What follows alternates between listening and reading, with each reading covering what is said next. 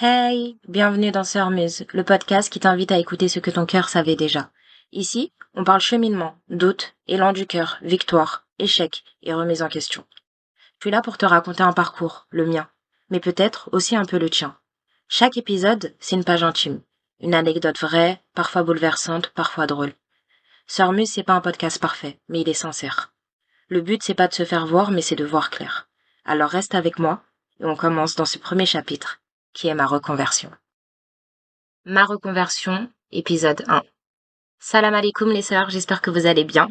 Bienvenue sur mon podcast. Alors, mettez-vous à l'aise, prenez quelque chose à boire et à manger, et on commence dès maintenant pour le premier épisode qui abordera le sujet de ma reconversion, de mon cheminement spirituel et religieux, des signes, des causes qui sont passées par là, de tout le cheminement qui a duré plus de 5 ans, qui a commencé très tôt, et voilà, jusqu'à aujourd'hui.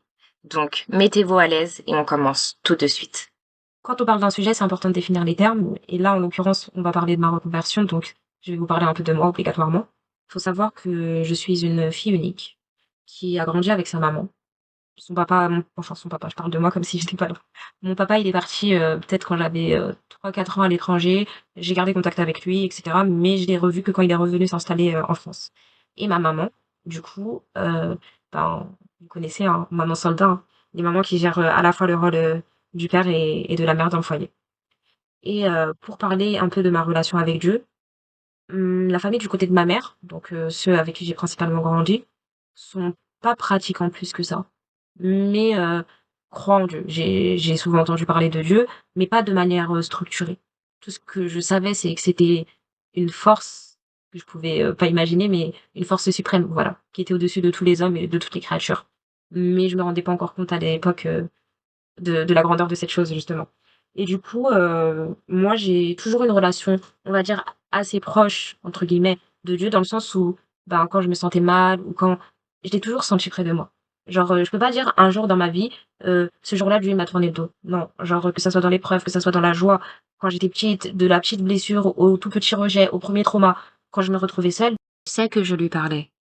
C'est c'était un lien simple, genre sans peur, sans contrainte.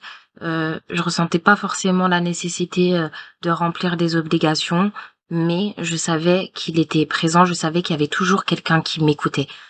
Et, et c'est ressentir sa présence comme quelque chose d'évident, comme quelque chose qui est ancré en nous. Et donc, pas forcément à travers une religion, des normes, etc. Mais je pense que quand on est petit, on a la conscience de cette présence-là. Et en grandissant, ben, chacun vire et dérive où il veut dériver. Donc, c'était un lien doux, c'était un lien intime. Et bien que je pratiquais pas, je me mettais pas tous les soirs devant mon lit à genoux pour prier, mais je sentais qu'il était autour de moi. Et ce lien, en réalité, il est jamais parti. Il a juste évolué. Il s'est juste développé. Et aujourd'hui, il a juste pris une structure. Je vais dire ça comme ça. Donc, étant petite, je parle avec Dieu quand j'en ressens le besoin, mais je ne prie pas de manière régulière. Je ne vais pas souvent à l'église. Et en grandissant, vraiment dans le début de mon adolescence, je traînais particulièrement avec des antillaises. Voilà. Ici, on se dit tout, hein. On se dira les origines, on se dira les âges. Voilà. On va essayer de pas faire semblant. Et du coup, je traînais particulièrement avec des antillaises. J'étais bon délire, j'étais dans le délire. Et je me rapprochais forcément du coup plus de l'église. Il faut savoir que là, on va repartir dans un de mes traumas d'enfance. Quand j'étais petite, j'étais amoureuse d'un garçon. Donc, vous connaissez amour de primaire, j'étais en primaire, hein. Amour de primaire, et ma mère, que j'aime énormément, m'habillait pas forcément. En fait, ma mère, elle était visionnaire. C'était pas encore la mode des slims qu'elle me disait, t'inquiète pas, ma fille, ça sera bientôt à la mode. Je lui disais, ouais, mais là, c'est pas la mode. Là, c'est les pattes d'éléphant. Genre, le slim, c'était l'horreur à pas mettre. Je sais pas, c'est comme si tu t'habillais comme les grand-mères. Voilà. Donc, bref, j'ai dû mettre un slim, puisque, comme je vous ai dit, maman est visionnaire. Et j'ai mon amoureux qui m'a dit tu peux pas t'habiller comme, et il a cité ma meilleure copine, et je l'aimais trop, ma meilleure copine, mais ça m'a fait super mal qu'il me dise ça, Bref, tout ça pour dire que en grandissant, je suis restée copine avec cette fille et je l'admirais inconsciemment. Je sais pas comment dire ça, mais je voulais, je vais pas dire que je voulais lui ressembler puisque j'étais pas de là à troquer ma personnalité, mais j'avais bien conscience qu'elle avait beaucoup plus de style que moi, que en termes de style vestimentaire, etc. Genre, c'est elle qui menait un peu plus la barque. Moi, sur d'autres trucs, c'est moi qui la menais. Et vous savez, à cette époque, les relations, elles sont saines encore. Donc, c'était pas, il y avait pas de jalousie. C'est au contraire, c'est sur la mode, ok, c'est toi que je vais suivre. Toi, t'es calé. Bref, donc, faut savoir que, faut sachez que, j'étais obligée, désolée. Faut savoir que, en grandissant, du coup, cette fille fréquentait une église et Il y avait vraiment beaucoup de monde, une grande fréquentation. Au-delà de ça, il y avait une très bonne ambiance. C'était une ambiance conviviale, fraternelle, familiale. On y retrouvait beaucoup d'amour. En termes d'émotions, vraiment, ils m'ont donné tout ce que je pouvais demander. Et il y avait de l'émotion, vraiment, il y avait de l'amour. Il y a de l'amour. Le seul problème, c'est que j'étais à la recherche aussi d'une structure. Aussi, comme je vous ai dit, je suis quelqu'un d'assez rationnel et j'avais besoin qu'on me montre quelle est la vérité, qu'on me guide vers la vérité et que moi je sois persuadée que c'est la vérité. Pas juste face à mes émotions, vu que je me sens bien, cette impression de choisir à la carte. Non, je voulais que Dieu choisisse pour moi parce que on sait, et ça même sans être musulman ou sans être chrétien, sans être croyant, que si demain t'as le choix de Dieu ou t'as ton choix, le choix de Dieu est toujours meilleur. C'est-à-dire être dans quelque chose qu'on se sent bien, bien sûr, mais être dans la vérité, c'est très important. C'est le plus important. Donc du coup, j'avais des questions. Comment satisfaire Dieu? Comment obtenir son amour? Quelles sont mes obligations? Comment mourir dans l'obéissance? Qu'est-ce que Dieu attend de moi? Quelle est ma mission? Quelles sont les bonnes, les mauvaises actions? Comment sont faits les comptes? Et tout ça, malheureusement, j'ai trouvé que très peu de réponses ou des réponses vraiment trop subjectives et ça me perturbait, ça me perturbait. C'est-à-dire que mon cœur, en tout cas j'avais l'impression que mon cœur s'y sentait bien, mais ma raison continuait à travailler. Et vous savez, il y a la sourate que le musulman récite 17 fois par jour, normalement au minimum, qui est la sourate Al-Fatiha, celle de l'ouverture quand vous ouvrez un Coran, la première sourate. Faut savoir que quand tu étudies le tafsir de cette sourate, tu fais des invocations dans cette sourate. Tu demandes à Dieu de te guider, de ne pas faire partie de ceux qui encourent sa colère, ni des égarés. Et en fait, quand tu étudies plus en précision, ils te disent qu'il y a ceux qui ont encouru sa colère, soit les juifs, parce que ils avaient la science, mais ils n'avaient pas la pratique, ils ne pratiquaient pas. Et ceux qui se sont égarés, c'est les chrétiens, parce que ils ont la pratique. Regardez comment les chrétiens sont dévoués. Faut le dire, amour, amour. Ils ont la pratique, mais ils n'ont pas de science. C'est-à-dire pas de cadre dans leur pratique. Comment est-ce que tu pries? Quand est-ce que tu pries? Qu'est-ce que tu fais pour te purifier avant de prier? Tout ça, c'est des étapes qu'ils n'ont pas. Et vous pouvez le voir même quand il s'agit du carême, par exemple. Ben, il y a diverses manières de le faire différemment. Alors que par exemple, tu vas pas voir un musulman qui va te dire ah non mais moi j'ai le droit de boire de l'eau puisque j'estime que non. Tu sais que tu n'as pas le droit de boire de l'eau. Tu sais que si tu bois de l'eau, ben c'est que t'es malade, c'est que t'es dans l'incapacité physique ou mentale de jeûner. Mais autrement, si tu jeûnes, tu ne bois pas d'eau. Et j'avais besoin de ces règles-là, de cette structure-là. Et du coup, je vous spoil, mais je vous spoil pas vraiment puisque c'est évident. C'est dans l'islam que j'ai réussi à trouver et à la fois la pratique et à la fois la science. Des règles, un cadre, une jurisprudence, des statuts juridiques. Bref, tout ça, ça viendra au fur et à mesure. Mais voilà où j'en étais.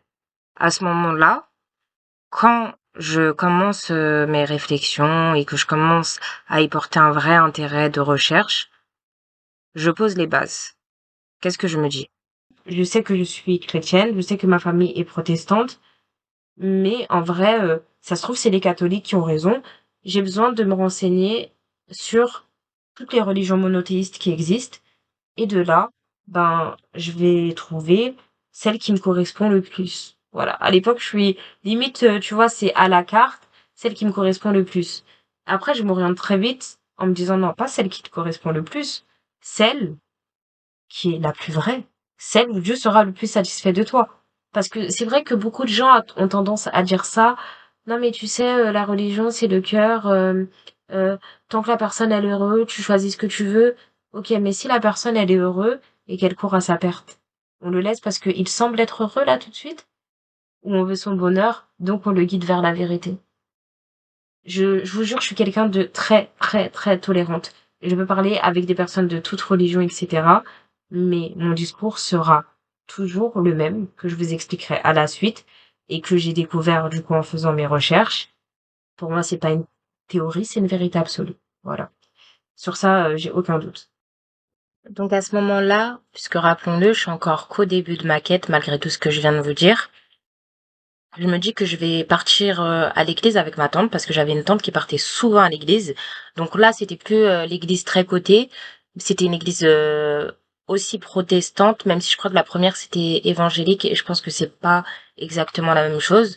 Mais du coup, la deuxième église, celle de ma tante, c'était une église protestante, et du coup, je vais là-bas. Et c'est pareil, en termes d'émotion, de fraternité, d'amour, je n'ai rien à dire. Mais en termes de structure, euh, faut voir mes cours. Les gars, moi, je suis quelqu'un de... j'ai fait un classeur pour ma matière de tahwid, un classeur pour les prophètes, les histoires des prophètes, un classeur sur les noms d'Allah. Je suis quelqu'un de très psychorigide sur certains trucs. C'est-à-dire que sur ce qui va guider ma vie, bah forcément, ça a un impact aussi. Donc, du coup, un jour, je suis avec ma tante et je la rejoins justement dans son église.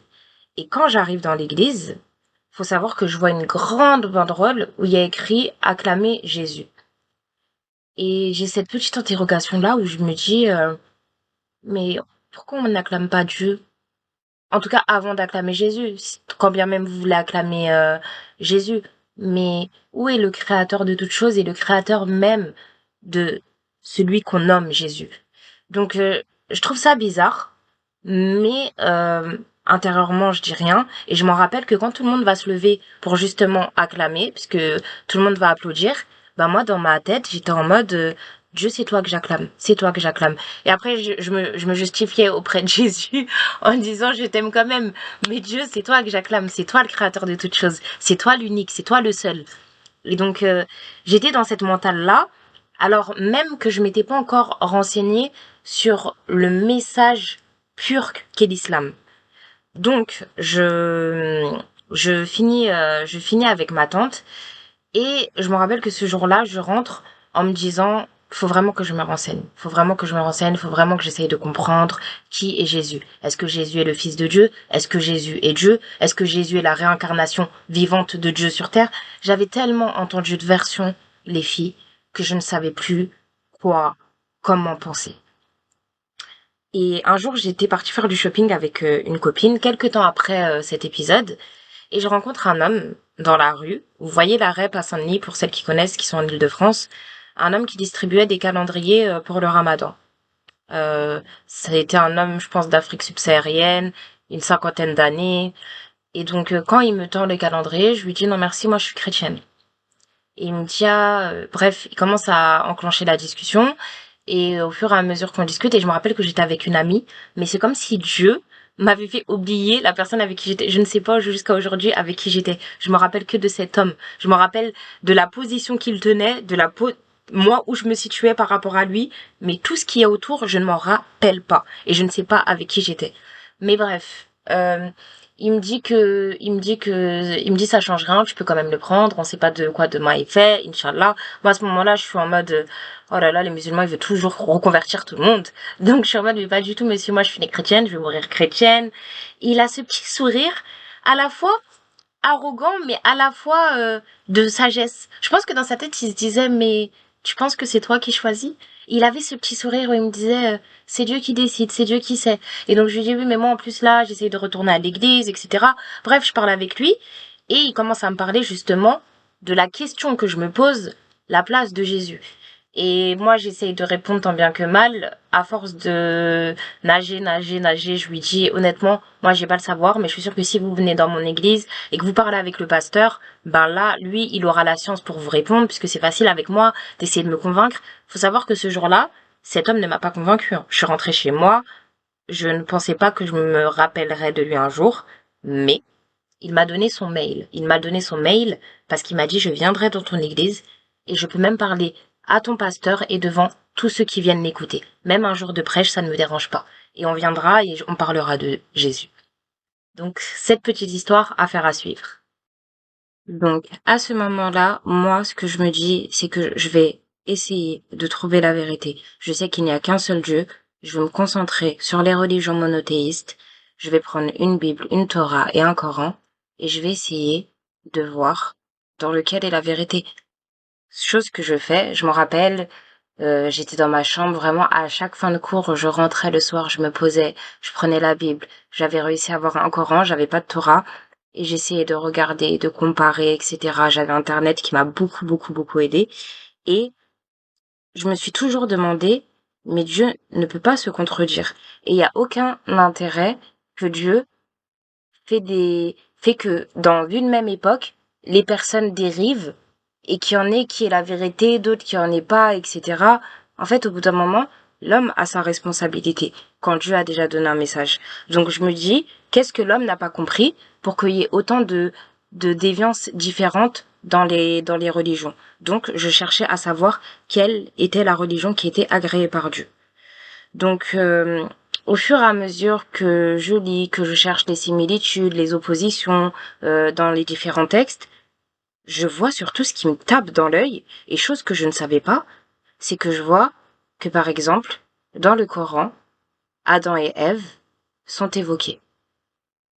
Chose que je pensais qui était que dans la Bible. Vraiment, je m'attendais pas non plus à deux religions totalement différentes, mais je m'attendais pas à une continuité. Je peux vous parler de Noé et le déluge. Idem. On en parle dans le Coran, on en parle dans la Bible. Je peux vous parler de Abraham et de sacrifice. Que la paix soit sur eux, bien sûr, j'ai oublié de le dire à chaque fois. De Moïse, que la paix soit sur lui et le Pharaon. De Jésus, que la paix soit sur lui, fils de Marie. Et ça, c'est pareil, il y a une sourate, Mariam, quand vous la lisez, mais en fait, c'est tellement ce qui a été révélé avant que vous savez que le message vient de la même personne. C'est-à-dire qu'à partir du moment où moi, ça, je l'ai remarqué, ce qui m'a marqué, c'est que c'était une continuité. On n'était pas dans une opposition. Je n'avais pas à tourner le dos à une religion pour en embrasser une autre. J'avais juste à accepter la suite du message. Et comme moi, je me disais, mais attends, les Juifs n'ont pas cru en Jésus alors que Jésus était vraiment un envoyé de Dieu, mais les musulmans pourraient se dire la même chose des chrétiens. C'est la suite. Pourquoi on pense toujours que ça s'arrête que à nous, à moins que Dieu l'ait dit? Et à ce que je sache, dans la Bible, ce n'est pas écrit que c'est le dernier message. Il y a deux messages qui sont comme ça dans la Bible. Il y en a un qui dit justement, je ne suis pas prêt à tout vous dire maintenant. Et ça, c'est le verset qui est utilisé par les musulmans. Et à l'opposé, t'as les chrétiens qui vont dire que succédera plein de faux prophètes, etc. Et les chrétiens vont utiliser ça contre les musulmans. Mais excusez-moi, l'un n'empêche pas l'autre. Donc peut y avoir plein de faux prophètes après. Mais la vérité, toute la vérité n'a pas été annoncée maintenant. Donc je vois pas pourquoi on cherche toujours à trouver ce qui nous différencie plutôt que à trouver ce qui nous rassemble et à ne faire qu'un en fait. Parce que vraiment, pour moi, il n'y a qu'une seule religion qui est agréée, c'est la religion de Dieu qui est descendue par des prophètes à des moments différents. Et on le voit bien parce qu'ils apparaissent à chaque fois dans les livres religieux et à des époques différentes, avec des lois différentes. Maintenant, quand il y a le dernier des prophètes, que la paix soit sur lui, arrive, confirme ce qui était déjà avant lui. Il vient, il n'infirme pas, il confirme ce qui était déjà avant lui. Il explique les dérives, ce qui a perdu les anciennes communautés. Et il vient en disant que c'est un message pour l'humanité. C'était plus fort que moi que de refuser ce message, je vous dis la vérité. Mais à ce moment-là, mon cœur l'accepte, mais ma raison, ou l'inverse, je sais pas trop, mais c'est en interne que je l'intègre. Dans mes actes, il y a rien qui va changer. Dans mes paroles envers les gens, ça va commencer à changer, mais juste envers les gens en qui j'ai vraiment confiance, et ça sera dans l'épisode 2. Mais du coup, ce qui me marque, quand j'essaye de savoir du coup quelle est la différence dans la révélation du Coran et la révélation de la Bible, ce qui me marque dans le Coran, c'est qu'il est resté intact. Il a été mémorisé, récité et transmis par voie orale dès le départ. Aujourd'hui encore, on peut trouver un enfant de 10 ans, en Afrique, en Asie ou en Europe, qui va le réciter sans erreur. Des millions de personnes dans le monde entier le connaissent par cœur, lettre par lettre, voyelle par voyelle. Même les manuscrits les plus anciens, ils ont été authentifiés. Et je peux vous citer celui de Sana, celui de Topkapi, si je me trompe pas. Ils confirment les mêmes textes. Et des scientifiques sont venus aussi confirmer l'authenticité de ce texte. C'est-à-dire qu'en 1400 ans, rien n'a été rajouté et rien n'a été enlevé. Au-delà de ça, même dans le Coran, il y a une sourate qui dit en vérité, c'est nous qui avons révélé le rappel, le Coran, et c'est nous qui en sommes gardiens. Ça, c'est vraiment l'information qui m'a le plus marqué. Parce que on peut parler de tout ce qui est la poésie, la beauté, de l'écoute, de la lecture et de la récitation du Coran, qui est déjà juste en ça un miracle.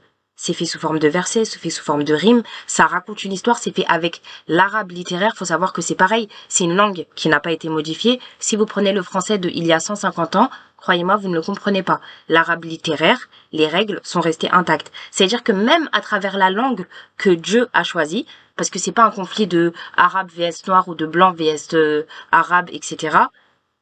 Tout ce qu'il a choisi, ça a une sagesse. Et cette sagesse, c'était de préserver justement cette révélation. Du coup, moi, quand je commence à comprendre tout ça, je me dis, ok, comment je vais faire? Comment je vais faire? Moi, ma famille, elle est chrétienne, pas pratiquante tant que ça, mais l'islam, je pense pas que ça passe à la maison. Mais le message est clair et je me rappelle de la phrase ne désobéis pas au créateur dans l'obéissance à la créature et vice versa. Et cette phrase est restée dans ma tête. Je commence à regarder des vidéos. Je sais pas si vous connaissez docteur Zakir Naik. Je crois que c'est ça son nom. Donc lui, il a étudié plusieurs religions, les études comparatives de religion. Il connaît par cœur la Bible, il connaît par cœur le Coran. Faut voir comment il débat, mais d'une souplesse, d'une sagesse. Il est à l'aise. Et pareil, lui, son argumentation, vraiment, si vous ne le connaissez pas, allez regarder. Son argumentation est incroyable. Parce que une phrase, une preuve, une phrase, une preuve, une phrase, une preuve. C'est comme ça que je voulais qu'on me parle. C'est ça que j'avais besoin de trouver. Et je comprends que, en réalité, il y a toutes ces façons de citer la Bible, le judaïsme, le Coran, l'islam, etc. Il y a la religion de Dieu. Être soumis à Dieu. Et je comprends que Dieu n'a pas changé. C'est l'homme qui a perdu le fil. Et ce fil-là, mon but, c'était de le retrouver. Et un jour, justement, quand je suis sur la vidéo de docteur... et un jour que je me promène pareil sur YouTube, etc., sur des sites, et que j'ai toujours mon Coran, ma Bible à côté de moi, je vois qu'il y a quelque chose qui s'appelle les miracles mathématiques du Coran. Et je me dis, bon, ok, je vais aller regarder. Honnêtement, déjà, moi, quand j'avais vu la continuité, je m'étais déjà dit, il y a quelque chose de magique dans le Coran, il y a quelque chose qui émane vraiment de Dieu dans le Coran. Mais j'étais pas persuadée à 10 000%. Il y avait encore des choses, des normes, des règles avec lesquelles mon cœur n'accrochait pas et pourtant qui étaient conformes à l'islam. Ça veut dire, certes, je donnais plus de crédit maintenant aux musulmans, mais j'étais pas non plus convaincue à 10 000%. Au-delà de ça, je me dis, je vais regarder les preuves mathématiques et je vais vous les citer, quelques-unes. Alors, par exemple, le mot ange et diable, on peut très vite voir la symétrie entre le bien et le mal. Ces deux mots sont écrits le même nombre de fois dans le Coran, soit 88 fois chacun. Ok. Le mot homme et femme est écrit 23 fois chacun. L'interprétation, puisque ça amène à l'interprétation, que l'homme et la femme sont constitués de 23 chromosomes, chacun transmis par chaque parent. Ça peut être, vas-y, supposons, ça peut être le hasard pour ceux qui croient au hasard. La vie et la mort sont écrits 145 fois chacun. Donc on a encore un équilibre entre deux pôles. Là, c'est pas le bien et le mal, mais la vie d'avant et la vie d'après. Pareil pour la vie d'ici-bas et la vie de l'au-delà, les deux sont écrits 115 fois chacun. Le mot prière. Le mot prière, en fait, il est écrit 67 fois, mais vous voyez, prière de Fajr, prière de Maghreb, ces prières qui sont citées à des moments, même de la journée, sont écrits 5 fois. soit le nombre de prières obligatoires pour le musulman par jour. Le mot mois est écrit 12 fois. Qu'on soit dans des années lunaires pour les musulmans ou je sais pas si c'est solaire pour nous les occidentaux puisque on vit aussi ici, je sais pas, mais en tout cas lunaire pour les musulmans il y a 12 mois et chez nous aussi de janvier à décembre il y a 12 mois. Ce mot est écrit 12 fois dans le Coran. Le mot jour est écrit 365 fois. C'est encore un hasard, il y a 365 jours. C'est-à-dire qu'au-delà d'avoir des mots qui se ressemblent, des mots qui s'opposent, qui sont écrits le même nombre de fois, il y a aussi des mots dont la définition est écrite dans le nombre de fois, comme le mot mois, comme le mot jour. À ce moment-là, moi, ce que je me dis, c'est, ok, essaye de te renseigner sur celui qui a révélé ce Coran.